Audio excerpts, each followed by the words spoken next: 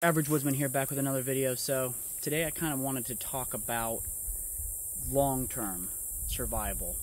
So you already have your items, you know, your knife, your ferro rod, those types of items that you keep on your person. Now what items do you carry, or what items do you keep in your kit, whether that be at your home, in your bag, on a homestead, your bug out location, wherever that be? What do you keep in there for long-term survival in an extreme emergency, natural disaster, SHTF, grid down, whatever it might be, civil unrest? What do you keep in that to prolong your survival and hopefully help you thrive in the long term? So let's get into these items. Before I get into the first item, I want you guys to realize that this is not necessarily 5 specific items. It's more 5 categories of items. Yes, some of these items may be specific, but just take this, remember that it doesn't have to be this specific item. These are recommendations for you to carry or to keep in your long-term emergency kit that won't just help you to survive or just barely get along. It'll help you thrive in an emergency situation. So let's get into the first one. Obviously, an axe, a good axe. This is a Husqvarna. This is their forest axe. I haven't had this one too long, not a super long time, and I don't get to use it as much as I would like, but I have used it a decent amount. It's excellent. It'll fell trees. You know, you can split wood. You can do different types of carving tasks with it. It's just an excellent piece of kit to have, and in a long-term situation, you may need to build more elaborate shelters. You may need to do a lot of felling of trees. You may need to do a lot of splitting of logs, depending on where you live in the country. There are a lot of tasks in the long term that you'll have to do, and having a larger, more substantial axe will really aid in getting those tasks done. And like I said, it doesn't have to be a Husqvarna. It could be any axe that's longer and is meant for felling and chopping and splitting and all these types of tasks that you'll need to do.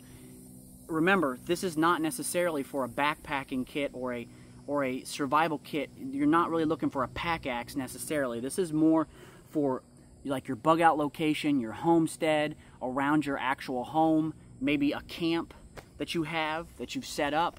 That's what this is more for. This is not necessarily for something that you attach to your pack and walk out into the woods. All right, so the next item or category is going to be a larger stainless steel pot. So now you already have your stainless steel water bottle, your stainless steel cup. You'll have ways to disinfect water, whether that be through filtration or maybe bleach, the Katadyn purification tablets, whatever you have that you're going to use to disinfect water. But now you're going to need items that you can cook in, especially in the long term. So these items need to be robust and made out of stainless steel. These are 2 of my favorites. This is my Pathfinder Bush Pot. As you can see, it's been loved. And this is my MSR Seagull, also been loved. This one I've had for probably 15 years. I mean, it looks no worse for wear. It's a little banged up, but it works just as good as when I first purchased it.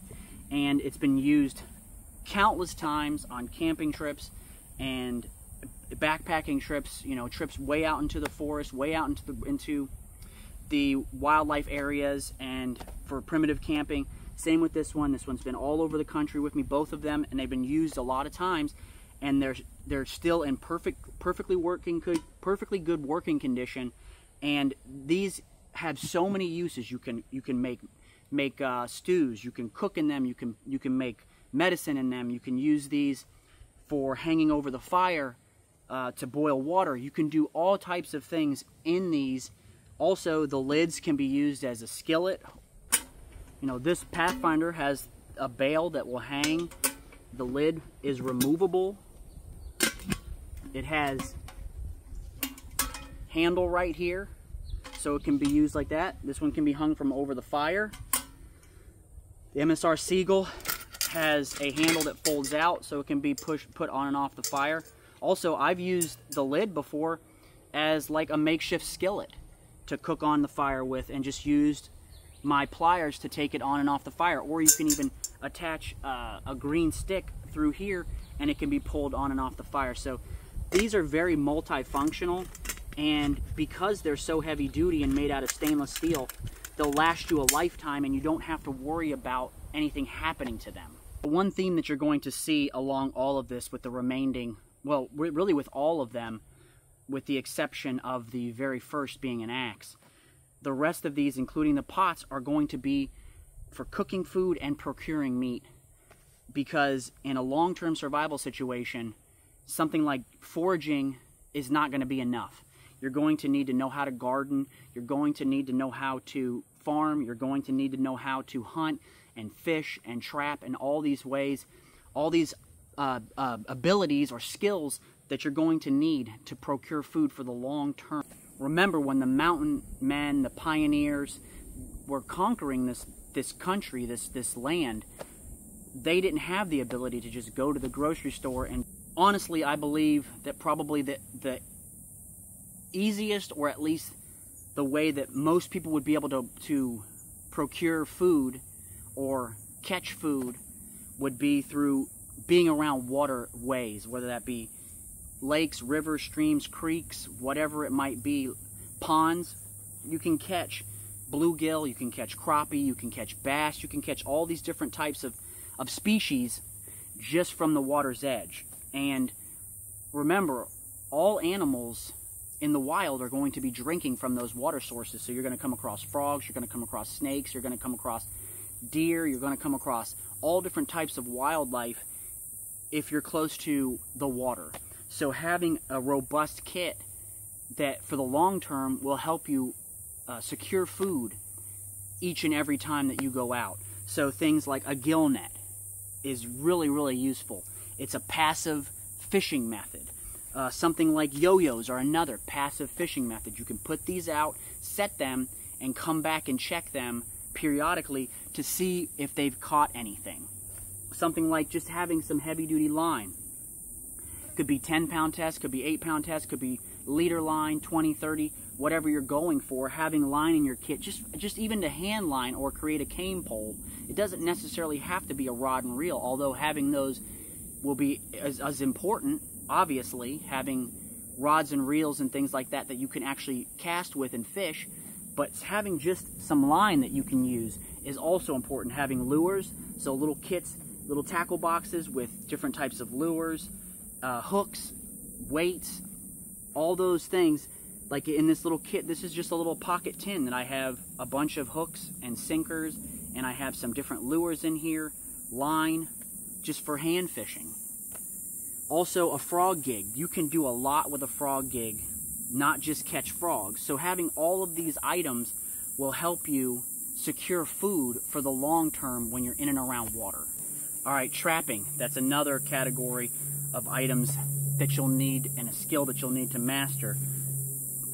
Obviously, primitive traps, they can work, but they're not going to be, first off, they're not going to produce. You have to remember, you're not going to produce on a regular basis with every single trap that you set. So you're going to have to set a lot of traps. Also, something like these conibears, they'll produce food over and over and over again for years and years and years, as long as I take care of them.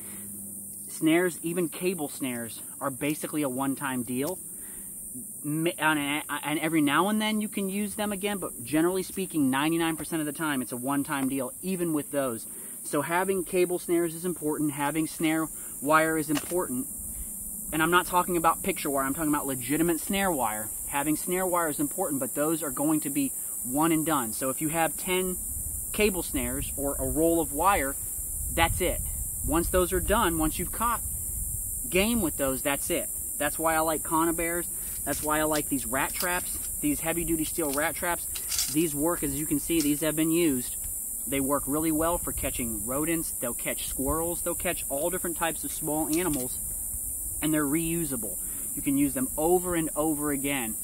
All right, last but certainly not least is going to be a bow or a firearm, some sort of firearm, whether that be a rifle, a shotgun, something like a 22 or a 410 or 12 gauge single shot, side-by-side pump action, whatever you want to purchase. You need to have a good firearm and or preferably both, but if you only have one, you're going to want a good firearm or a good bow. Now this is a takedown. This is my Sage. This is a takedown recurve that I use for bow season. This is an excellent piece of kit because it does take down. It's easily portable. But it doesn't have to be a takedown recurve. It could be a longbow, it could be a crossbow, it can be a compound bow, whatever you want, but have a good bow with arrows. Obviously, you're going to want arrows and you're going to want extra because they can break and you can lose them. So you're going to want extra arrows and a way to carry them. I carry them in a quiver. The reason why I'm showing this M6 by TPS Arms is because it was designed specifically for survival. So you have 410 on the bottom, top is 357 Magnum. You have rounds that it carries in the actual buttstock. So I have 410 and I have 357 Magnum. It's an excellent tool. It's not super heavy. It's relatively compact. It can break down into pieces so I can carry it. That's the reason why I'm showing this. It doesn't have to be this rifle. It can be a 22. It can be anything you want, but have a good rifle or a good shotgun that can aid in your hunting and procuring meat. Remember, you're probably not going to shoot a deer you're not going to shoot deer on a regular basis. Maybe one a season, maybe not even that many. Remember, if it's a grid down situation or if SHTF, you're not going to want to be out hunting and shooting off a lot of rounds. That's why trapping is so important. And that's why fishing is so important.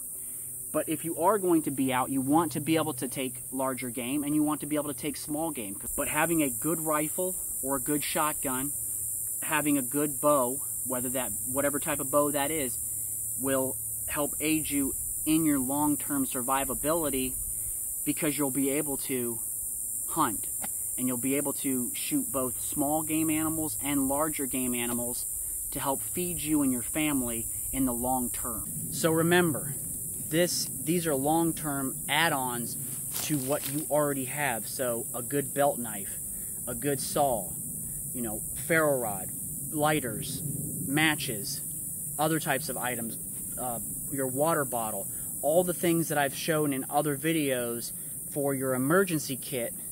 These are for the long term. So this is not just a 2 to 3 day scenario, so 72 hours. This is for the long term, weeks, months, years. So remember, these are items to build on. This is not exclusive. It doesn't have to be these specific items. You can put whatever type of long-term kit together that you want, but these are just suggestions and categories that you can use to build upon. So that's it for today. Remember to like, subscribe, share these videos with your friends and family. Be safe, stay dangerous, and I'll catch you in the next one.